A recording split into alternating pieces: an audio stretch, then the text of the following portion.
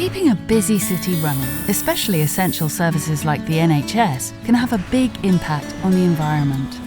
At Birmingham Women's and Children's, we're trying something a little bit different. But this isn't my story to tell. Hey kid, I hear you're new around here, so let me give you the tour. We're giving the humans upstairs a helping hand to reduce their impact on the planet, so we all have a better place to live. That's great, but how do we make all that difference from down here? BWC had the smart idea of installing this awesome water slide that they'll call a ground source heat pump. Hold on tight. Yes!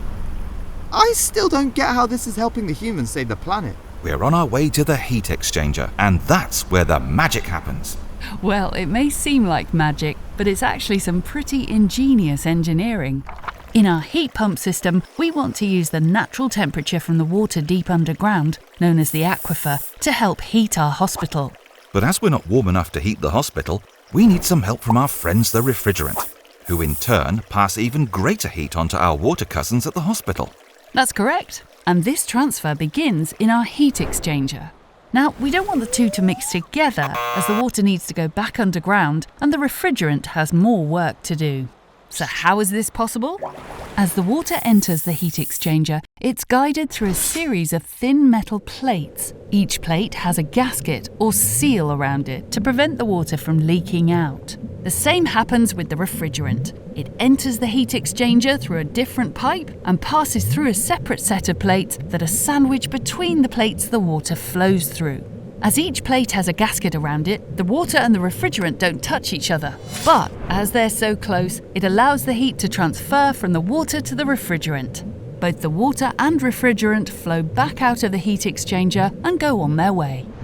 Yes, what they said. So concentrate and make sure you transfer as much of your heat as possible to our refrigerant gas friends. But I'm only lukewarm.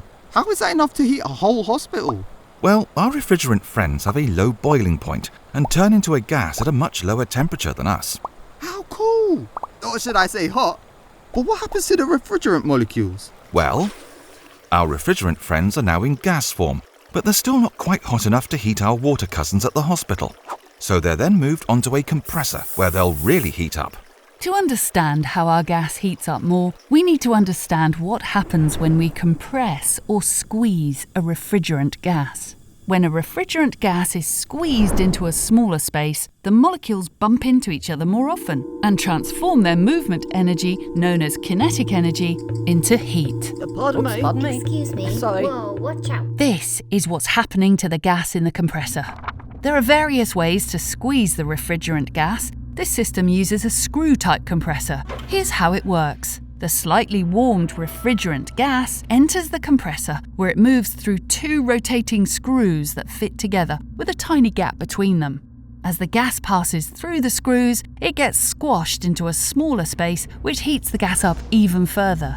It's a bit too hot in here. Time to cool down a bit. The refrigerant gas then heads over to a different heat exchanger, where they pass on their heat to the water molecules that will run through the hospital. If this was a home, this water would then pass through radiators and keep it warm. However, in bigger buildings like our hospital, we might use air handling units instead of radiators. An air handling unit, or AHU for short, is a bit like a big hairdryer. Fans push the air along in one direction over a pipe that contains the water we've heated. The pipe snakes back and forth and has thin metal fins attached to it to help transfer the heat from the pipe to the air quicker. Once the air is warmed up, it moves through hidden tunnels called ducts to the spaces where the people are to keep them warm. And this whole process is powered by electricity produced from renewable sources without burning any fossil fuels. So there's no extra cost to the planet. We can keep heating our hospitals in a sustainable way for generations to come. Well, kid, that's the end of the ride. What did you think? It was awesome! But we're such a small part of the system. Are we really that important? Of course we are. We get everything started, and without each of us doing our bit, the whole thing wouldn't work, and the hospital wouldn't be able to do their part for the planet.